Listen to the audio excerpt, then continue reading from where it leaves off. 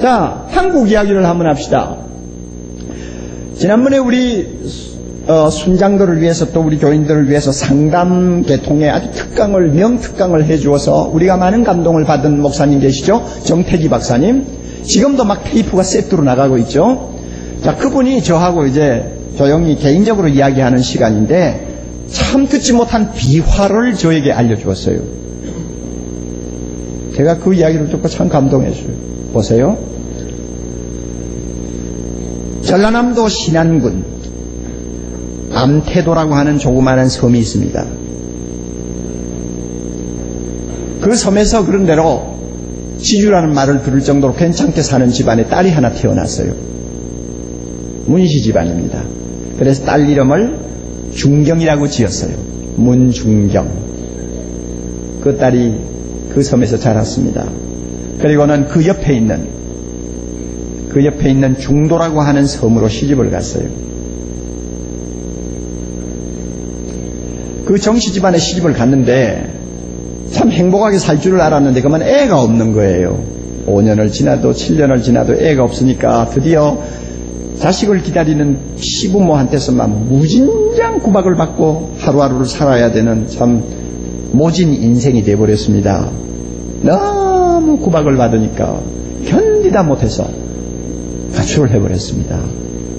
그리고는 이왕 죽을 바에는 아는 사람들이 있는 섬에서 죽을 게 아니라 아무도 아는 사람이 없는 서울에 나가서 죽자 하고는 야간 열차를 타고 서울로 올라왔어요. 용산역에 내렸습니다. 갈 데가 없잖아요. 이제 죽으러 가야 되니까. 그런데 어디서 막 박수 소리가 들리고 막 무슨 노래하는 소리가 들리는 거예요. 이상한 소리다 하고는 소리 나는 데를 찾아갔답니다. 갔더니 천막을 쳐놨는데 그 밑에 수백 명의 사람들이 모여가지고 막 박수 치면서 노래를 부르고 어떤 사람은 일어나서 막 춤을 추고 그러는 거예요. 그게 뭐냐 하면은 그 당시에 유명한 부흥사였던 이성복 목사님이 인도하는 전도 집회였습니다. 가보니까 희한하잖아요. 뭐가 좋아서 저 사람들은 저렇게 박수치고 춤을 추냐. 그러고는 자기도 모르게 저 뒷자리에 엉거주춤 앉았어요. 나중에 설교를 들었습니다. 이성복 목사님 잘생겼어요. 수염이 이렇게 쫙 나고요. 정말 천사같이 생겼어요.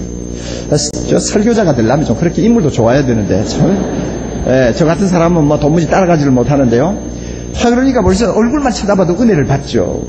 그런데 이성복 목사님 굉장했습니다. 하나님이 크게 쓰는 종이었어요. 하나님이 당신을 사랑합니다. 당신을 너무 사랑하시기 때문에 당신을 영원히 행복하게 살 수 있는 천국을 주기 위해서 자기 아들 예수님을 당신 대신에 십자가에 희생해 하셨습니다. 그분이 이제 살아나셔서 당신을 하나님 나라로 인도하려고 합니다. 당신이 얼마나 하나님 눈에 소중하고 중요한 존재인지 압니까? 예수 믿고 하나님 앞으로 오십시오.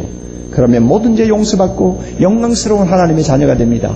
이런 복음을 그 시간에 이 자매가 들은 거요. 듣는 순간 성령이 그 마음을 활짝 열고 그 살아계신 예수님을 마음에 모시도록 만들었습니다.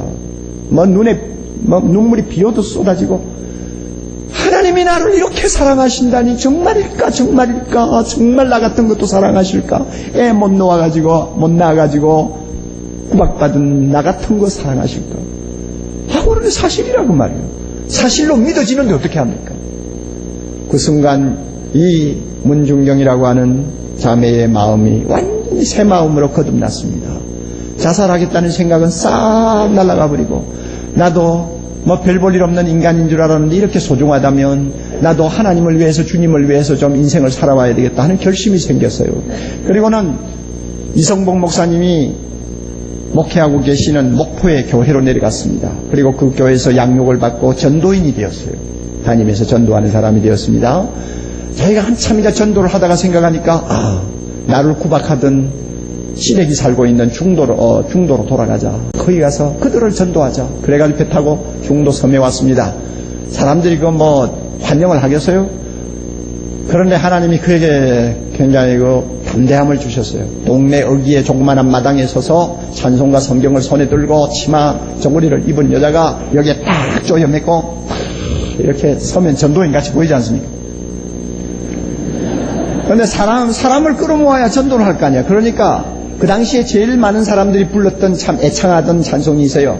예수 사랑하시면 거룩하신 말일세 우리들은 약하나 뭐랄 거다. 예수 권세 많도다 날 사랑하신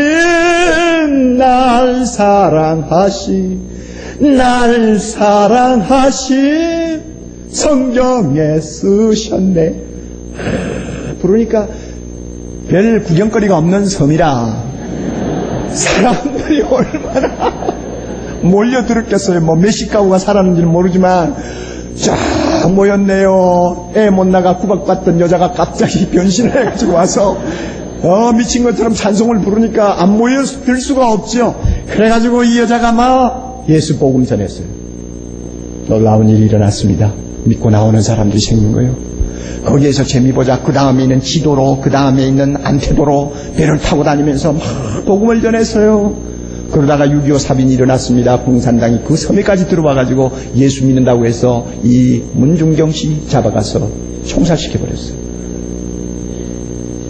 하나님의 거룩한 제단에 올려진 순교의 제물이 된 거예요. 그리고 그 사람 가버렸어요. 그 사람 이름 역사책에 없어요. 교회사책에 한자도 없어요. 그 사람의 사역에 대해서 공식적으로 문서가 없어요. 역사의 뒤안길로 사라진 거예요. 그런데요, 놀라운 건 뭔지 아세요? 그렇게 섬섬을 다니면서 복음을 전했는데 그 부인을 통해 예수 믿고 돌아온 사람들 중에 목사가 된 사람이 68명이요. 상상을 할 수 있어요? 그런데 더 놀라운 것은 그 목사 중에서 지난 반세기 동안 한국교회 부흥을 주도하고 한국교회에서 리더십을 장악하고 엄청난 영향을 끼친 거목들이 몇 사람이 들어있어요. 아마 정태기 박사도 분명히 이 부인을 통해 예수 믿은 것 같아. 근데 말을 안 해요. 내가 보니까 틀림없어요. 그 사람 섬사람이거든요. 전라도 섬사람이란 말이에요. 근데 말 안 하더라고요. 그래서 내가 감으로 이 사람도 그 부인 때문에 예수 믿었구나. 정태기 박사 지금 상담학 분야에서는 한국 1인자 아닙니까? 얼마나 많은 사람이 치유를 받고 있어요? 자, 그러니까요, 성결교회 그 참 유명한 부흥사였고 지금 총회장을 하고 한기총에 지금 책임을 지고 있는 이만신 목사님도 그 부인에게 전도받은 섬내기라고 그래요. 놀라운 이야기요. 더 놀라운 이야기. 지난 30-40년 동안 한국의 젊은이들의 가슴에 불을 붙인 위대한 전도자가 있습니다. 그분을 통해서 아마 수십만 명의 젊은이들의 삶이 바뀌었어요. 그리고 지금 그분을 통해 영향을 받은 젊은이들이 한국교회의 중요한 자리에서 리더십을 장악하고 있어요. 캠퍼스가 달라졌어요. 김중곤 박사예요. 그 사람이 그 섬의 출신이래요. 나만 섬놈인 줄 알았더니 그분도 섬놈이요. 놀라운 이야기 아니에요, 여러분? 문중경이라고 하는 자매는 김중곤이라는 사람이 앞으로 나타날 줄 몰랐죠. 그죠? 젊은이들 전도했죠. 그러나 그 사람 때문에 복음을 들은 김중곤 목사님 때문에 수십만 명, 아마 수백만 명이 복음의 영향을 받은 거예요. 얼마나 엄청나요? 그리고 그 김중곤 목사님을 통해서 은혜 받고 인생을 바꾼 사람들이 제 친구 가운데도 여러 명 아니요? 홍영길 목사, 이동훈 목사, 하용준 목사 다 그런 사람들이요. 다. 나만 아니고요. 다 그런 사람들. 그 목사님들을 통해서 한국교회가 얼마나 지금 은혜를 받고 있습니까? 엄청난 일을 한 거요. 주님이 재림하시는 날 문중경이 부를 거예요. 주님이 너 이리 좀 오라. 너 좀 봐라. 저 한국에서 온 사람들 여기 전부 서 있는데 좀 봐라. 내가 전도했구나. 사랑하는 딸아, 내가 전도했구나. 정말 귀하다. 주님 뭐라고 하시는 거예요 지금? 내가 전도했다 그 말이야. 저는 안 했어요. 아니야. 너를 통해서 예수 믿게 된 누구누구 때문에 저렇게 많은 열매가 천국으로 들어온 거야. 사랑하는 딸아, 너 정말 수고했다. 주님이 그 눈에 눈물 씻겨주시고 그 머리에 멜류안 씌워주시는 그날이 오면 여러분 이 여자 뿅하고 안 가겠어요? 가겠어요? 가지요. 엄청난 일이 일어난 거예요. 바울이 지금 자기가 전도한 사람을 통해서 나타날 놀라운 이적을 지금 보고 있는 것입니다. 우리도 마찬가지로 우리는 한 사람 전도했어요. 그러나 그 한 사람을 통해서 주님이 어떤 일을 하실지 몰라요.